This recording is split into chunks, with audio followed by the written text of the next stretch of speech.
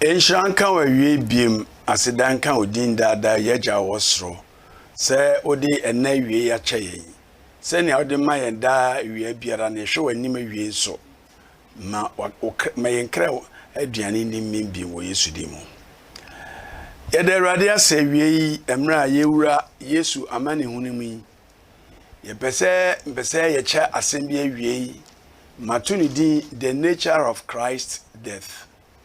The nature of Christ death. And I say, Christo Yesu ni wono sania etie. Na se sane sutie.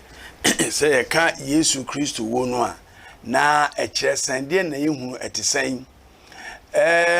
Nya yedi kan ne yenhwe ne se Awurade Yesu Christo onam ni wo so ena man ne oka se obeye anania ohwe no ohwe kwana se sine ni so no otumi ma ne ba mu kire se Yesu de bia nipa nim se Yesu ba se obewu enye sa na tie Yesu ba se obeji naja ahini ne si hobiem nemum onam ni wo so ene be ma sa de no abem ntenye se Yesu Kristo so oba bewu obedi dwuma bi ati se o se okọ peka kana okọ pe no isan se opese ye wo de ntino ubetua ka nti udi sika be ko no akoto no atua nti se ye okwan ka je se uku tua ka bo ukọ peka ne mu ka no ye tonti ubetua Yesu Kristo beji na agahini esi ho na onam ni wo so ene de ahini no ebeba enti no Yesu ni wo na mom ye pese ye hwe sania owuo no esitie kwan a efa na sente a eba ye na se etisen enema mienu ena mpese ye hwe no waha ene ni ansa na no onyame asem ena etumi kire yen Yesu Kristo ni wo no anase emaye muaye efa ho kire se eye akwan mienu. The scripture answer to the death of Christ is twofold. Senya Bible kire Kristo Yesu ni wo no emuaye de man na se ne kire bisa se Yesu ni wo ni sen a ye muaye mienu ena ma Yesu Kristo ni wo na ne di kan ni boni se the death of Christ was a substitutional death. Substitutional death and I say eye owo a eye ojina bibia nemu ana oja ya nemu ewu ma yen enti ne ye kan se Yesu Kristo obewu oja ya nemu ena owu ema yen enti ni ese ehunu sa se odene nkwa ebesesa yen nkwa enti no boni se eye substitutional and I say he substituted yen ye de ye wuo esi ye wuo no ena obesesa ye kan Yohanes ampetre ba ko itedunyimudu ba ko John 10:11 say I am the good shepherd. The good shepherd gives his life for the sheep.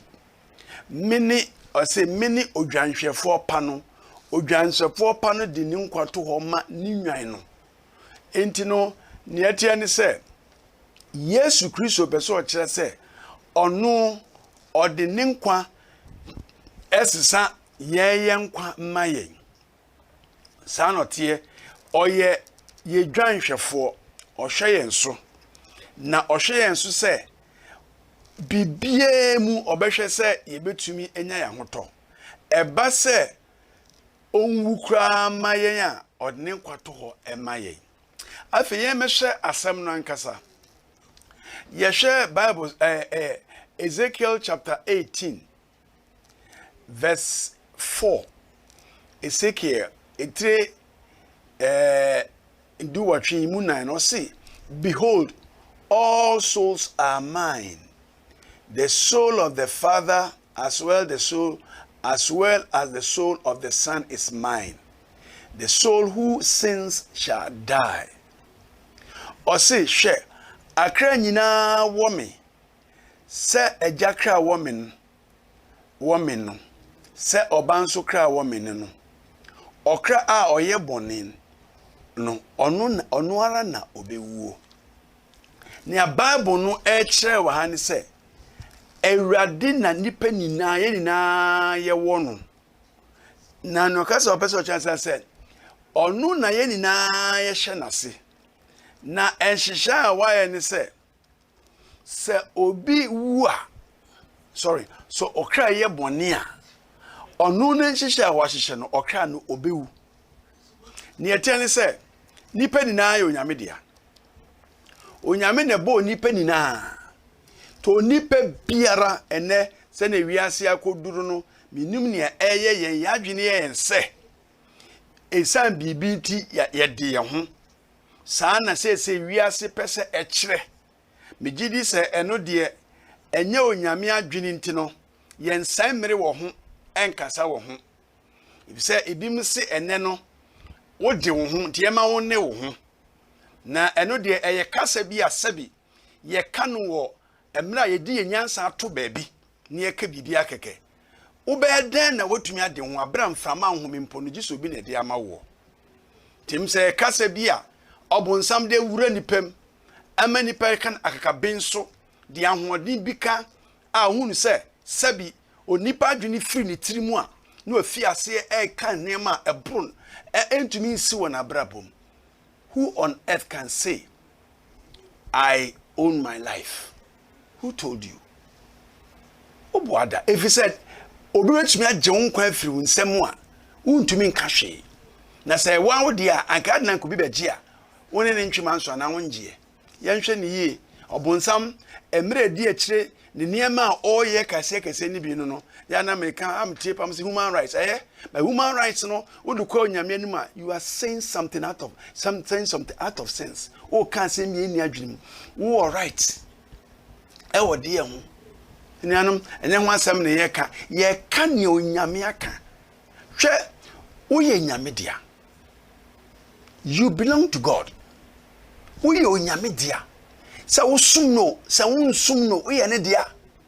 If you say honor do by I say o mame ana papa wo wobetumi abaso nanso nukure ne se woye ne ba woye papa ba anasa woye o mame ba wo de baso na wo de yen na tietia nso na bi mu ye no na wo ye nya panina no wo da so eye wo papa ba wo da so yo mame ba ene bi mo gina ba bi wi a no mpo o mo fere mpo se o meka se opanyini anasa oba panyini oye me mame ana me papa se woye de ben sa mame no sa papa no eye o mame eye o papa enti no untumi maso enka se mabu mani aguso ana maka ne mepe woye de ben ne owo no he owns you, she owns you. Eno de opa gahona petre wonsa nanso ese o te asese sa na tie na awurade se ono boy enti ye ne dia ya awurade ne boy enti ye dia we belong to him. Enti ni ye baso se ne nei ye se ye mpere so ye ntia se ene a esan se me basu ntino me se me mpese me obi ka se me yesi a me se oti asese yesi na mete o park kana pa bia da wa betumi aba ho aba no ba no aba na ope na mu se obi na bo wo de ma me nka nyansa nto tirim se ene o ye obi dia. You own somebody owns you. Na erade se obia ye ne dia ti so obia ye ne dia no all can say okre biara se woye bone a ubewu. Okre biara woye bone a ubewu. So biara ye onyankopon dia ene erade nchise ya ode amaye ne se okre biara obeye bone biara no obewu. Ti se woye bone a ubewu. The Bible says that the soul that sins shall die. Enti se woye bone a kai hu ne se owo wanim ubewu. Ene de nia oye ne dia no ono oka untumi nka nkyira obia se sa asam na awurade aka me de menyintum untumi nka ne ba biara da ye baso a o de enuru ho da nukure ye nukure. The truth is truth. okra biara oye boni biara no obewu se ye be kai Yesu Kristo ni wuo na yesi ye kai sade se okra biara oye boni biara no obewu enti se wutie mi se wonye boni da na wonye boni dia wunwu na se waye boni dia ene ubewu se waye boni dia ubewu se wonye boni dia se ameka enfa ho yiwaso prewaso na womu waye boni dia ubewu na asasi so wana atena ha wanye boni ana onye boni hwan ne ti asasi we so onye boni biare ni ho eninti no ye ka Kristo ni wuo nu na se ne sitia nya Yesu ye ni se na kenkan no baba kan no Yesu wu ye no ne ye nso en se okre bia waye boni biara no Yesu bai se obewu am okre bia waye boni okre bia waye boni bi obewu am nti Bible say Yesu bewu ma ni penina. That is the nature of his death. Obewu ma ni penina eni se obegina ho emaye no wuye Yesu no wo no tie no enye se oye boni se Yesu ye boni a anka ontumi emewu mame se na wo kira se waye se bia waye boni na yede wako asenie court ni akodi wasem ye di wasem wie ye no wadi fo mfanse wakum obi nti wo susu esi yekum enti ya ka kire se yenko ni nkokun ye bu akun fo ye kokun na obi a onunu oni boni biara onkum obi biara enti yen ensese yekunu na wabase mepese ye jawo ni ekume na nipa na yese ukunu no kwa ye me na mekunu ye ka asem bia o me ana mekunu me se onunu ni hu me ana mekunu na me sheda sesese nti wo convince na ate asese wo na ukunu